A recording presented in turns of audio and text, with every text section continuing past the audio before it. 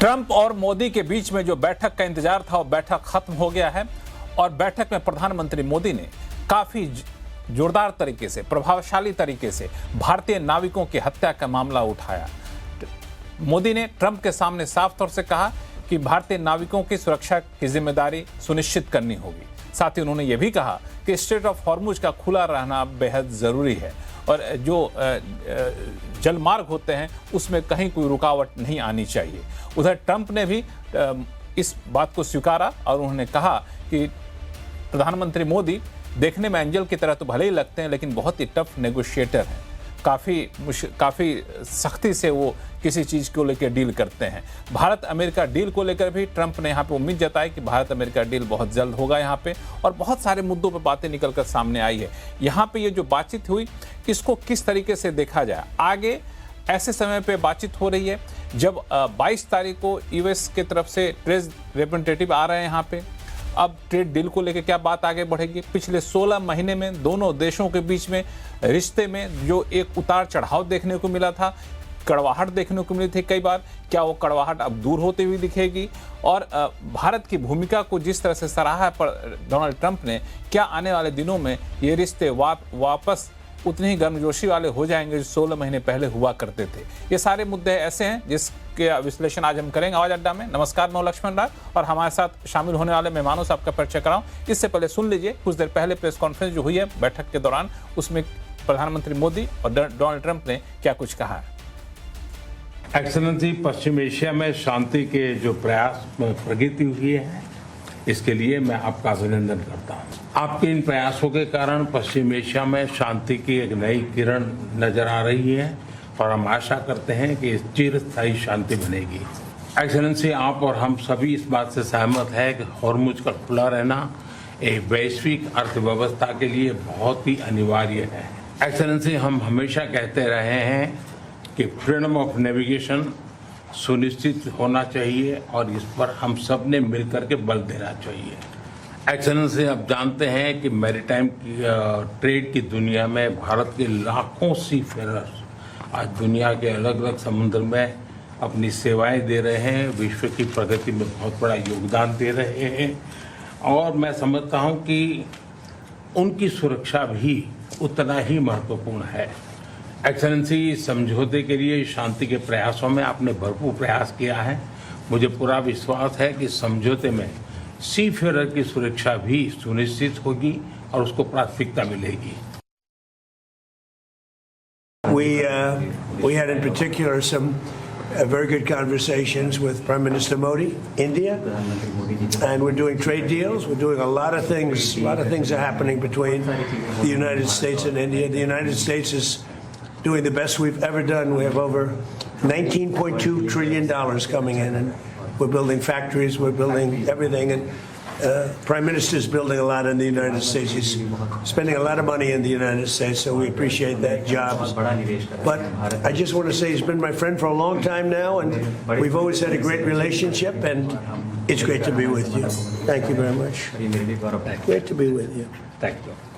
तो अभी आप सुन रहे थे प्रधानमंत्री मोदी और अमेरिकी राष्ट्रपति डोनाल्ड ट्रंप का जो G7 की साइडलाइन में दोनों नेताओं के बीच की बैठक के बाद दोनों एक दूसरे को लेकर क्या कुछ राय अपनी जताई, और ये जो बातें निकल कर सामने आई हैं दोनों देशों के बीच के रिश्ते को आगे किस तरह से बढ़ाएगा, इस पर चर्चा करने के लिए हमारे साथ जुड़ रहे हैं विशेष मेहमान पूर्व डिप्लोमेट एम्बेसडर अशोक सज्जनहार साहब हैं, नालंदा यूनिवर्सिटी के स्कूल ऑफ इंटरनेशनल रिलेशन और पीस स्टडीज के डीन प्रोफेसर अरविंद कुमार साहब हैं, विदेश नीति विशेषज्ञ रविंदर सचदेव हैं, लंदन से वरिष्ठ पत्रकार नरेश कौशिक साहब हैं और अमेरिका के न्यूयॉर्क से जियोपॉलिटिकल एनालिस्ट प्रमित माकोड़े साहब हैं। आप सही मेहमानों का बहुत बहुत स्वागत है। शुरुआत में एम्बेसडर सज्जनहार आपसे करना चाहूंगा। आपने सुना ये बैठक के दौरान प्रेस कॉन्फ्रेंस से दोनों नेताओं की बातें, अपेक्षा का अनुरूप रहा?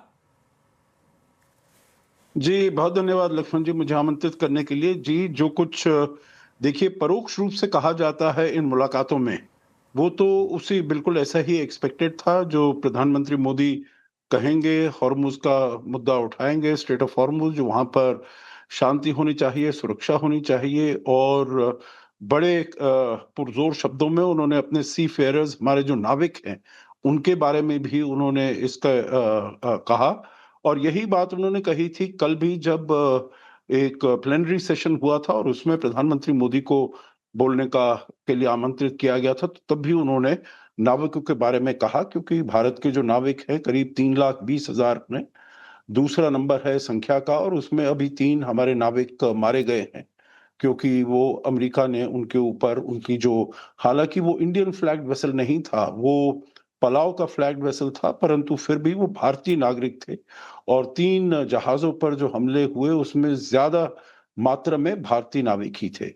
तो इसके बारे में उन्होंने कहा, और राष्ट्रपति ट्रंप ने तो एक जनरल बातें कही जो कैसी वो प्रधानमंत्री मोदी का आदर करते हैं, परंतु उसके बाद प्रेस से काफी प्रश्न पूछे गए राष्ट्रपति ट्रंप के लिए, और मेरे विचार से सभी का उन्होंने बहुत ही, हालांकि बहुत ही संक्षिप्त रूप में और कोई इतना डिटेल में उसका उत्तर नहीं दिया, परंतु उन्होंने यही कहा जो हमारे संबंध हैं बड़े अच्छे हैं, बहुत ही तेजी से आगे अग्रसर हो रहे हैं, और बातचीत जो हो रही है वो अब हो रही है, क्योंकि इसके बाद यही इसका वो फॉर्मेट होता है। पहले प्रेस के लिए छोटी स्टेटमेंट की जाती है, फिर प्रेस के प्रश्न लिए जाते हैं, और फिर जो रेगुलर मुलाकात होती है दोनों नेताओं के बीच में और दोनों डेलीगेशंस के बीच में, वो होती है। और मैं समझता हूं जो जिस प्रकार का माहौल बना है इस मुलाकात से, जो अभी बातचीत हुई है या जो कल भी जब फैमिली फोटोग्राफ लिया गया वगैरह वगैरह, तो ये बड़ा अच्छा माहौल बना है। और जो भी हमारे महत्वपूर्ण मुद्दे हैं, सबसे ऊपर मैं उन मुद्दों में ट्रेड का इशू लाऊंगा, क्योंकि वो काफी देर से हमारे बीच में पड़ा हुआ है, और इसमें यही कहा गया है जो करीब 99% इसके ऊपर सहमति हो गई है, हामी भरी गई है दोनों तरफ से, केवल 1% बात रहती है। और हम जानते हैं जो यूनाइटेड स्टेट्स के ट्रेड रिप्रेजेंटेटिव जेमिसन ग्रियर आ रहे हैं 23-24 जून को भारत में, वो आएंगे बातचीत करने के लिए।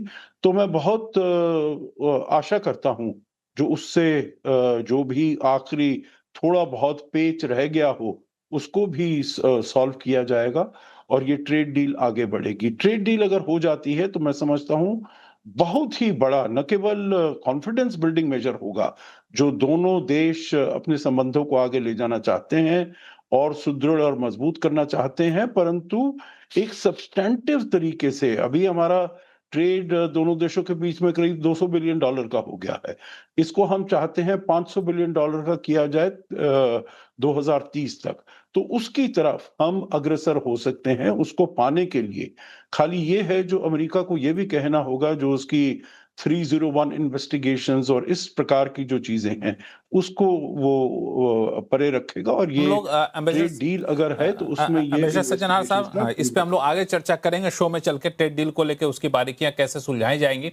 लेकिन जो एक टोन सेट करना था 16 महीने के दौरान, जो माहौल बना था, तो ऐसा लग रहा था कि इससे पहले जब मुलाकात हुई थी उसके बीच में कई सारी ऐसी घटनाएं हुई, किस तरीके से बयान आए अमेरिकी राष्ट्रपति ट्रंप का, को लगा कि अब रिश्ते पुराने जैसे शायद नहीं रह गए और ये भविष्य में असर डालने वाले हैं। लेकिन आज जिस तरीके से डोनाल्ड ट्रंप ने अपनी बातों को रखा, प्रधानमंत्री मोदी की तारीफ की, उससे पहले जब लंच ऑन मीटिंग हो रही थी तो वहां भी कहा ये प्रधानमंत्री के बारे में, तो ये सारी बातें क्या एक तरीके से आगे रिश्ते ज्यादा मजबूत रहे, पुराने खट्टे मीठी जो यादें हैं उसको छोड़कर आगे बढ़ा जाए, इसका संकेत है क्या प्रमित माकोड़े साहब? देखिए, ये जो दोनों की जो केमिस्ट्री है ये बड़ी जबरदस्त केमिस्ट्री है। I was part of Howdy Modi program, very closely working on that. I was there in Ahmedabad for Namaste Trump, and I was there last year in Washington as well. जब last year फरवरी में आए थे, not only the prime minister and the president had a great chemistry, पर जो हमारे दोनों delegation रहते हैं वो भी बड़े सहज महसूस करते हैं, क्योंकि दोनों टॉप लीडर्स की केमिस्ट्री बड़ी अच्छी है। और आज भी उन्होंने इस बात को बताया कि हमारी लास्ट ईयर जो बड़ी अच्छी मीटिंग्स हुई थी उसको हमको आगे ले जाना है। और निश्चित रूप से देखिए, दोनों ही देशों को एक दूसरे की बड़ी आवश्यकता है। India needs America, same America also needs India as well, because America usually brings the capital and the technology, but आज अमेरिका की जो सबसे बड़ी समस्या है वो है अफोर्डेबल सॉल्यूशंस की। So the Indian brings the affordable solutions and the applications on top of the technology. And Indians are definitely looked as not only just as a bridge, but Indian diaspora is highly respected here.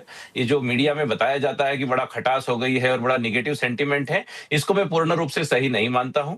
There is small segment, no doubt कि थोड़ी तो tension आए हैं, but that is in a very small segment. By and large Indians are very much respected and Indians are force multiplier. They are definitely delivering right from NASA to energy to academics to IT. सभी में बड़ा अच्छा उनका योगदान रहा है. और particularly last year जब बात हुई थी, एक न्यूक्लियर एनर्जी की बात हुई थी. न्यूक्लियर एनर्जी में India is going from 8.7 gigawatt of nuclear energy right now capacity to 100 gigawatt. एक जबरदस्त बड़ा जंप है और वहां पर अमेरिका एक बहुत अच्छे से उस पर पार्टनरशिप के रूप में आ सकता है, कोलैबोरेशन हो सकता है. और एक particularly transportable nuclear power plant की एक टेक्नोलॉजी है जिसमें मैं भी जुड़ा हूं. लेकिन इस तरह के जो टेक्नोलॉजीज हैं जो अमेरिका से जब इंडिया आएगी, आज की तारीख में इंडिया में न्यूक्लियर पावर प्लांट सेटअप करने में अराउंड 10 साल का समय लगता है सर.